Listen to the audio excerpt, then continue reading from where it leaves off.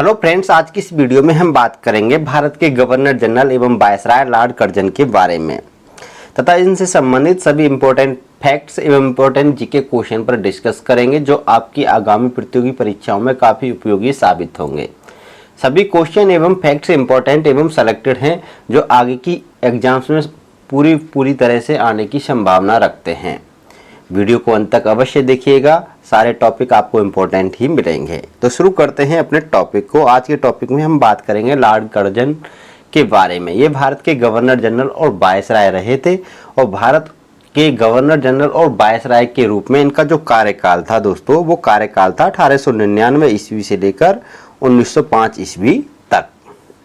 देखिए, भारत के क्या थे, सबसे अलोकप्रिय वायसराय थे, यानी सबसे लोग इनको बिल्कुल भी पसंद नहीं करते थे।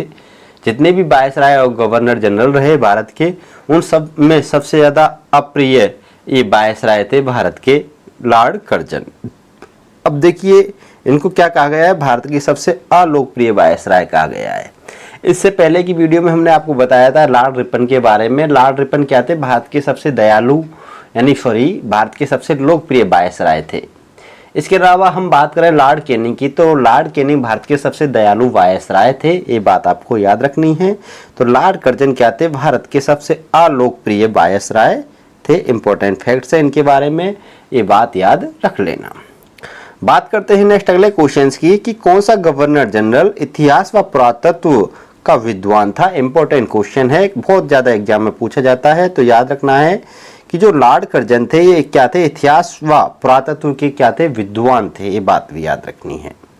नेक्स्ट अगला क्वेश्चन देखिए कि भारत में सबसे लंबा कार्यकाल किस वायसराय का था। ठीक है, तो इसका सही आंसर होगा ऑफ लॉर्ड कर्जन का। ठीक है, तो देखिए लॉर्ड कर्जन का कार्यकाल सबसे ज्यादा है भारत में, जितने भी वायसराय हुए सबसे ज्यादा कार्यकाल लॉर्ड कर्जन का है, ये बात याद रखना है। नेक्स्ट अगला क्वेश्चन है, वो भी बहुत इंपॉर्टेंट है, इस पे स्टार लगा लीजिएगा कि लॉर्ड कर्जन के शासनकाल की जो तुलना है वो औरंगजेब के शासनकाल से किसने की थी। तो याद रखना है, इंपॉर्टेंट क्वेश्चन है, गोपाल कृष्ण गोखले ने इनको शासन की तुलना औरंगजेब के शासन से की थी। नेक्स्ट अगला क्वेश्चन है कि किस वायसराय को द्वितीय औरंगजेब भी कहा जाता था। इंपॉर्टेंट क्वेश्चन है, एग्जाम में खूब आता है, तो याद रखना है लॉर्ड कर्जन को द्वितीय औरंगजेब भी कहा जाता था। नेक्स्ट अगला क्वेश्चन देखिएगा कि किस वायसराय को भारतीय राष्ट्रवाद का उत्प्रेरक कहा गया है। ये क्वेश्चन भी एग्जाम में खूब पूछा जाता है, आता है, तो इसका सही आंसर होगा, इसका सही आंसर है लॉर्ड कर्जन को। ठीक है, लॉर्ड कर्जन को भारतीय राष्ट्रवाद का उत्प्रेरक कहा गया है। नेक्स्ट अगला क्वेश्चन है कि द्वितीय दिल्ली दरबार का आयोजन किस जनरल ने किया था। इंपॉर्टेंट क्वेश्चन है दोस्तों, खूब आता है, तो याद रखना है द्वितीय जो दिल्ली दरबार था उसका जो आयोजन है वो लॉर्ड कर्जन ने वर्ष 1903 में किया था। इसके अलावा मैं आपकी जानकारी के लिए बता दूं कि हम दिल्ली दरबार पर स्पेशल एक वीडियो बनाएंगे। अब तक कुल टोटल अंग्रेजी सरकार में अंग्रेजों के द्वारा 3 दिल्ली दरबारों का आयोजन किया गया था और तीनों दिल्ली दरबारों में क्या हुआ, किसने आयोजित किया, कौन आया कौन गया, सभी तथ्यों पर हम डिस्कस करेंगे एक स्पेशल वीडियो में। एक स्पेशल वीडियो लेके आएंगे दिल्ली दरबार के नाम से। नेक्स्ट अगला क्वेश्चन है हमारा कि किस वायसराय ने 1901 ईस्वी में सर कॉलिन स्कॉट मॉनक्रीफ की अध्यक्षता में एक सिंचाई विभाग का गठन किया था। वेरी इंपॉर्टेंट है, इस पे डबल स्टार लगा लीजिएगा, ये बहुत ज्यादा एग्जाम्स में पुटअप होता है। तो इसका सही आंसर होगा लॉर्ड कर्जन के शासनकाल में। नेक्स्ट अगला क्वेश्चन है हमारा कि किस वायसराय के काल में 1902 ईस्वी में सर एंड्रयू फ्रेजर की अध्यक्षता में एक पुलिस आयोग को गठित किया गया ताकि प्रत्येक प्रांत के लिए पुलिस प्रशासन की जांच पड़ताल की जा सके। सही आंसर होगा लॉर्ड कर्जन के काल में। ठीक है, तो लॉर्ड कर्जन ने क्या है, एक पुलिस आयोग गठित किया था और पुलिस विभाग में क्या किया था, इसने सुधार किए थे। वैसे आपकी जानकारी के लिए पता होना चाहिए कि भारत में जो पुलिस से जो सेवा है, भारत में इस पुलिस सेवा के जो जन्मदाता थे वो जन्मदाता थे कॉर्नवालिस। कौन थे, कॉर्नवालिस थे। ये बात आपको याद होनी चाहिए कि लॉर्ड कॉर्नवालिस भारत में पुलिस सेवा के जन्मदाता हैं और उसमें सुधार करने के लिए जाने जाते हैं लॉर्ड कर्जन को। ठीक है, तो याद रखना कि कौन सा वायसराय अपने पुलिस सुधारों के लिए विख्यात था, तो याद रखना है इसका सही आंसर है लॉर्ड कर्जन। तो लॉर्ड कर्जन पुलिस सुधारों के लिए विख्यात थे, जबकि पुलिस सेवा के जो जन्मदाता थे वो थे लॉर्ड कॉर्नवालिस। ठीक है, दोनों पॉइंट याद रखना है आपको। नेक्स्ट अगला क्वेश्चन है हमारा कि किस वायसराय के काल में सर टॉमस रेले की अध्यक्षता में 1902 ईस्वी में एक विश्वविद्यालय आयोग का गठन किया गया था। तो याद रखना इसका सही आंसर होगा लॉर्ड कर्जन के काल में एक विश्वविद्यालय आयोग बनाया गया था और इसके जो अध्यक्ष थे वो टॉमस रेले थे। ये बात याद रखनी है। कई बार पूछा जाता है, ये अध्यक्ष डायरेक्ट पूछ रहे था कि लॉर्ड कर्जन के काल में गठित पुलिस आयोग के अध्यक्ष कौन थे। तो याद रखना सर एंड्रयू फ्रेजर थे।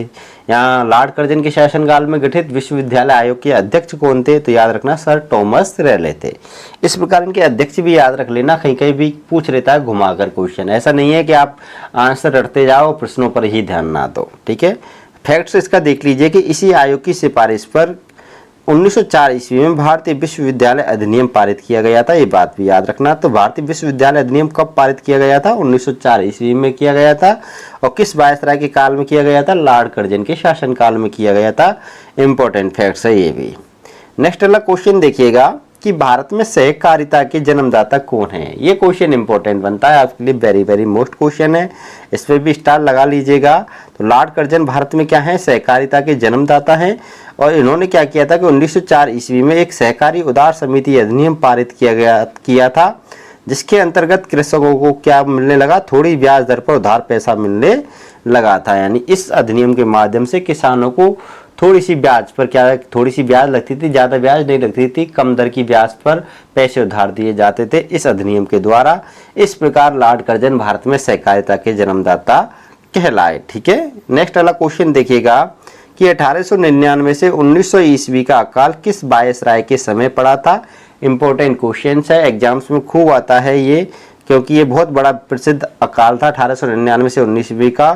तो याद रखना लॉर्ड कर्जन के शासनकाल में पड़ा था। और इसके लिए लॉर्ड कर्जन ने क्या किया था कि सर एंटोनी मैकडोनाल्ड की अध्यक्षता में एक आयोग गठित किया गया था, जिसने अकाल आयुक्त के गठन की सिफारिश की थी। तो याद रखना है कि लॉर्ड कर्जन के शासनकाल में गठित अकाल आयोग के अध्यक्ष कौन थे? Sir Antony McDonald. और उन्होंने क्या कहा था? इन्होंने कहा था कि भारत के प्रत्येक प्रांत में एक अकाल आयुक्त की नियुक्ति की जाए, एक अकाल आयुक्त क्या किया जाए? गठित किया जाए, ऐसा इन्होंने कहा था। नेक्स्ट अगला क्वेश्चन देखिएगा कि किस वायसराय के काल में प्राचीन संरक्षण स्मारक अधिनियम 1904 पारित हुआ था। इंपॉर्टेंट क्वेश्चन है, खूब एग्जाम्स में आता है। तो प्राचीन संरक्षण स्मारक अधिनियम, इस पर स्टार लगा लीजिएगा। ये अधिनियम बहुत ज्यादा पूछा जाता है, लॉर्ड कर्जन के शासनकाल में पारित हुआ था। इसका उद्देश्य क्या था कि राष्ट्रीय स्मारकों की सुरक्षा के लिए लोगों में राष्ट्रीय चेतना जागृत करना था। और कर्जन इतिहास और पुरातत्व का विद्वान था। इसने भारत में प्राचीन स्मारकों की मरम्मत के लिए क्या किया था? 50 पाउंड निश्चित किया था। यानी प्रत्येक भारत की जो प्राचीन इमारत है उसका संरक्षण और देखरेख के लिए और मरम्मत के लिए 50 पाउंड की राशि इसने प्रदान की थी, निश्चित की थी। बात करते हैं नेक्स्ट अगले क्वेश्चंस की। अगला क्वेश्चन है कि किस वायसराय के काल में वर्ष 1903 में अपराध अन्वेषण विभाग, जिसको इंग्लिश में कहते हैं क्रिमिनल इन्वेस्टिगेशन डिपार्टमेंट यानी CID की स्थापना की गई थी। तो याद रखना है CID की स्थापना किसने की थी? लॉर्ड कर्जन ने। इसके अलावा CIB की भी स्थापना लॉर्ड कर्जन ने की थी। और पुलिस डिपार्टमेंट में इसने सुधार भी किए थे, ये बात भी याद रखनी है। 3 चीज इनको डिपार्टमेंट यानी बेल्ट की नौकरी से संबंधित है। CID की, CIB की स्थापना किसने की? लॉर्ड कर्जन ने। पुलिस की किसने की थी? कार्नवालिस ने। लेकिन पुलिस में इसने सुधार किसने किए थे? लॉर्ड कर्जन ने। ठीक है, ये बात याद रखनी है। तो CID यानी अपराध अन्वेषण विभाग की स्थापना करने वाले व्यक्ति थे लॉर्ड कर्जन। नेक्स्ट अगला क्वेश्चन है कि किस वायसराय ने एक महानिरीक्षक के अधीन साम्राज्यी कृषि विभाग स्थापित किया था, जिससे भारतीय कृषि और पशुपालन को बढ़ावा दिया जा सके। तो याद रखना लॉर्ड कर्जन ने। ठीक है, लॉर्ड कर्जन ने साम्राज्यी कृषि विभाग की स्थापना की थी। नेक्स्ट वाला क्वेश्चन देखिएगा कि इंडियन करेंसी अधिनियम 1899 किस वायसराय के काल में पारित किया गया था। वेरी वेरी मोस्ट इंपोर्टेंट अधिनियम है, खूब आता है। तो ये अधिनियम जो है ये लॉर्ड कर्जन के शासनकाल में पारित हुआ था। और इस अधिनियम के अनुसार क्या किया गया था कि जो पौंड था, इस पौंड को भारत की कानूनी मुद्रा घोषित किया गया। और 1 पौंड की कीमत कितनी तय की गई थी? 15 रुपये तय की गई थी। वेरी मोस्ट इंपोर्टेंट, इस पर स्टार लगा लीजिएगा, बहुत ज्यादा एग्जाम्स में ये आता है। नेक्स्ट वाला क्वेश्चन देखिएगा कि किस वायसराय के समय 1899 ईस्वी में भारतीय टंकण और मुद्रण अधिनियम के अनुसार अंग्रेजी पौंड भारत में विधिग्राह्य बन गया, अभी बताया है इसके बारे में। इस क्वेश्चन इस प्रकार भी पूछ सकता है। तो भारतीय टंकण और तथा मुद्रण अधिनियम के अनुसार, ठीक है, वही अधिनियम है, इंडियन करेंसी अधिनियम को ही भारतीय टंकण तथा मुद्रण, हिंदी में मुद्रण अधिनियम कहते हैं, ठीक है। तो लॉर्ड कर्जन के शासनकाल में हुआ था। और एक अंग्रेजी पौंड की कीमत कितनी निर्धारित की गई थी? 15 रुपये निर्धारित की गई थी। जस्ट अभी हमने इसके बारे में बात की है। नेक्स्ट अगला क्वेश्चन है कि बिहार के पूसा में कृषि अनुसंधान संस्थान की स्थापना कब की गई थी? तो याद रखना, बिहार की जो पूसा है उसमें कृषि अनुसंधान संस्थान की स्थापना की गई थी 1901 में, और लॉर्ड कर्जन के शासनकाल में इसकी स्थापना की गई थी। ये बात भी याद रखनी है। नेक्स्ट अगला क्वेश्चन देखिएगा कि किस वायसराय के काल में भारत को स्वर्ण मानद यानी गोल्ड स्टैंडर्ड के अंतर्गत शामिल कर लिया गया था? तो याद रखना है, लॉर्ड कर्जन के काल में भारत को स्वर्ण मानद यानी गोल्ड स्टैंडर्ड का दर्जा प्राप्त हुआ था। नेक्स्ट अगला क्वेश्चन है कि 1905 ईस्वी में विक्टोरिया मेमोरियल हॉल की स्थापना किस वायसराय के काल में की गई थी? इसका सही आंसर है लॉर्ड कर्जन के शासनकाल में। नेक्स्ट अगला क्वेश्चन देखिएगा कि 1905 ईस्वी में रेलवे बोर्ड का गठन किस वायसराय के काल में किया गया? रेलवे बोर्ड का गठन भी किया गया था, यानी उनके शासनकाल में बहुत सारे आयोग और बोर्ड बनाए गए थे, उनके अध्यक्ष भी एग्जाम से पूछे जाते हैं, ये बात याद रखनी है, ठीक है। तो याद रखना, रेलवे बोर्ड की जो स्थापना की गई थी वो की गई थी वायसराय लॉर्ड कर्जन के शासनकाल में। नेक्स्ट अगला क्वेश्चन है कि सेंट्रल ब्यूरो इन्वेस्टिगेशन यानी CIV की स्थापना किस वायसराय के शासनकाल में की गई थी? मैंने अभी इसके बारे में बात की है, तो लॉर्ड कर्जन के शासनकाल में की गई थी। CBI और CID, ठीक है, इन दोनों डिपार्टमेंट की संस्थापक कौन है? लॉर्ड कर्जन है। इसके अलावा पुलिस डिपार्टमेंट में भी ये सुधारों के लिए विख्यात थे, ये बात याद रखनी है। इन्होंने सिंचाई विभाग की स्थापना की थी, यानी सिंचाई आयोग बनाया, अकाल आयोग बनाया, रेलवे बोर्ड आयोग बनाया, मुद्रा आयोग बनाया, इन्होंने बहुत सारे आयोगों की भी स्थापना की थी, ठीक है। नेक्स्ट अगला क्वेश्चन है हमारा कि किस वायसराय ने वर्ष 1904 ईस्वी में तिब्बत में यंग हस्बैंड का अभियान भेजा? ये भी बहुत याद रखना कि यंग हस्बैंड का जो अभियान था ये लॉर्ड कर्जन ने भेजा था तिब्बत में, ठीक है। कब भेजा था? 1904 ईस्वी में भेजा था, ये बहुत बात नोट रखनी है। और जो यंग हस्बैंड मिशन है ये क्यों भेजा था, इसको भी आप याद रखना कि तिब्बत में रूस का षड्यंत्र विफल करने के लिए इस यंग हस्बैंड को मिशन को भेजा था लॉर्ड कर्जन ने। कहाँ पर? तिब्बत में। और ये किसने भेजा था? लॉर्ड कर्जन ने। नेक्स्ट अगला क्वेश्चन देखिएगा कि सहकारी क्रेडिट सोसाइटी अधिनियम 1904 किस वायसराय के काल में पारित हुआ था? इंपॉर्टेंट है ये अधिनियम 1904, तो याद रखना है, इसका सही आंसर है लॉर्ड कर्जन के शासनकाल में। नेक्स्ट अगला क्वेश्चन है कि किस गवर्नर जनरल ने कलकत्ता कॉरपोरेशन एक्ट 1899 द्वारा निर्वाचित विधायिकाओं की संख्या को कम कर दिया था? आहा, बहुत इंपॉर्टेंट क्वेश्चन है दोस्तों, एग्जाम्स में आता है ये। तो विधायिकाओं की संख्या को कम करने वाले जो गवर्नर जनरल वायसराय थे वो लॉर्ड कर्जन थे, ये बात भी याद रखनी है। नेक्स्ट अगला क्वेश्चन देखिएगा कि the problem of the far east, बहुत इंपॉर्टेंट पुस्तक है, आती है दोस्तों, इस पर स्टार लगाइएगा, डबल स्टार लगा लीजिए, बहुत इंपॉर्टेंट है कि the problem of the far east नामक पुस्तक के लेखक कौन है? तो याद रखना, इसकी जो पुस्तक के लेखक हैं वो हैं लॉर्ड कर्जन, और ये 1894 में ये पुस्तक प्रकाशित हुई थी। और इस पुस्तक में जापान, कोरिया व चीन की स्थिति का वर्णन देखने को आपको मिलेगा। इसमें वर्णन किया गया है जापान, कोरिया व चीन की स्थिति का। इसके अलावा लॉर्ड कर्जन की कुछ अन्य पुस्तकें ये भी हैं कि फ्रंटियर्स टेल्स ऑफ ट्रेवल्स, ये लॉर्ड कर्जन के द्वारा लिखी गई। द रोमन्स लेक्चरर भी लॉर्ड कर्जन के द्वारा लिखी गई, यानी ये तीनों की तीनों पुस्तकें लॉर्ड कर्जन के द्वारा लिखी गई हैं। सबसे ज़्यादा इंपॉर्टेंट है the problem of the far east, exam से खूब पूछी जाती है। नेक्स्ट अगला क्वेश्चन देखिएगा भाई, अगला क्वेश्चन है हमारा कि लॉर्ड कर्जन के काल में गठित विभिन्न आयोग और उनके अध्यक्ष के बारे में हम बात करेंगे। पहला है हमारा अकाल आयोग, 1899 में इसका गठन किया गया था, लॉर्ड कर्जन ने इसका गठन किया था, और इसके जो अध्यक्ष बनाए थे वो बनाए थे एंथनी मैकडोनाल्ड। नेक्स्ट अगला है हमारा रेलवे आयोग, इसका भी गठन 1901 में किया था लॉर्ड कर्जन ने, और इसके जो अध्यक्ष बनाए थे थॉमस रॉबर्टसन बनाए थे। इसके नेक्स्ट अगला आता है सिंचाई आयोग, इसका भी गठन 1901 में लॉर्ड कर्जन ने किया था, और इसके अध्यक्ष बनाए थे सर कॉलिन स्कॉट। नेक्स्ट अगला है विश्वविद्यालय आयोग, और ये भी 1902 में गठित हुआ था, लॉर्ड कर्जन ने इनको गठित किया था, और इसके जो अध्यक्ष थे वो थे सर थॉमस रेले। ये चारों की चारों वेरी वेरी मोस्ट इंपॉर्टेंट है, इन पे स्टार लगा लो, एग्जाम्स में पूछे जाते हैं। नेक्स्ट अगला क्वेश्चन है हमारा कि 16 अक्टूबर 1905 ईस्वी में बंगाल का प्रथम विभाजन किस वायसराय के काल में किया गया था? तो याद रखना कि लॉर्ड कर्जन ने बंगाल का क्या किया, बंगाल को पूर्वी बंगाल और पश्चिमी बंगाल यानी दो हिस्सों में बांट दिया, यानी बंगाल का विभाजन किया था लॉर्ड कर्जन ने। तो याद रखना बंगाल का विभाजन किस गवर्नर जनरल के शासनकाल में हुआ? लॉर्ड कर्जन के शासनकाल में। हालांकि 1905 में, इसकी डेट भी याद रखना कि 16 अक्टूबर 1905 को हुआ था ये बंगाल का जो विभाजन है। तो 1905 में इसका जो विभाजन हुआ था इसको 1911 में क्या कर दिया गया था? रद्द कर दिया गया था। ये बात भी आपको नोट रखनी है कि 1911 में लॉर्ड हार्डिंग द्वितीय के द्वारा बंगाल विभाजन को क्या कर दिया गया था? रद्द कर दिया गया था। ये बात भी आपको याद रखनी है। तृतीय दिल्ली दरबार में जब ब्रिटेन के सम्राट जॉर्ज पंचम और महारानी विक्टोरिया भारत घूमने आए थे। अब देखिए नेक्स्ट वाला क्वेश्चन कि इसके विरोध में, यानी जब ये बंगाल का विभाजन किया गया था तो इसके विरोध में पूरे बंगाल में स्वदेशी आंदोलन चलाया गया था। नेक्स्ट अगला क्वेश्चन है कि बंगाल विभाजन के बाद पूर्वी बंगाल, यानी जो मैंने बताया कि पूर्वी बंगाल और पश्चिमी बंगाल दो हिस्सों में बटा था बंगाल, तो जो पूर्वी बंगाल था उसका प्रथम गवर्नर कौन बना था?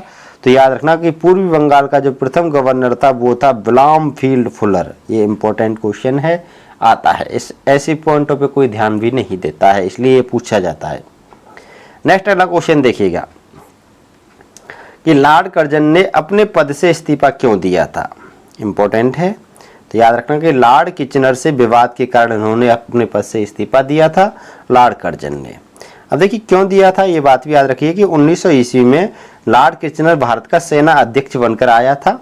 वह अत्यंत ही महत्वाकांक्षी व्यक्ति था। उसने देशी नरेशों के राजकुमारों के सैनिकों के लिए इसने क्या किया था? इंपीरियल कैडेट कोर की स्थापना की थी। एक क्वेश्चन खूब पूछा जाता है कि इंपीरियल कैडेट कोर की स्थापना किस अंग्रेज गवर्नर ने की थी? तो आपको बता देना लॉर्ड किचनर ने की थी। और इसी चीज पर लेकर लॉर्ड किचनर में और लॉर्ड कर्जन में विवाद हुआ और विवाद के फलस्वरूप लॉर्ड कर्जन ने अपने पद से इस्तीफा दे दिया था। नेक्स्ट अगला क्वेश्चन देखिएगा कि लॉर्ड कर्जन ने कौन से अलोकप्रिय विधायी तथा प्रशासनिक कदम उठाए थे? तो देखिए इनके अलोकप्रिय जो और विधायी जो प्रशासनिक कदम थे वो थे, पहला था इनका कलकत्ता म्यूनिसिपल अमेंडमेंट एक्ट 1899। ये इनके द्वारा यही एक्ट पारित किया गया था।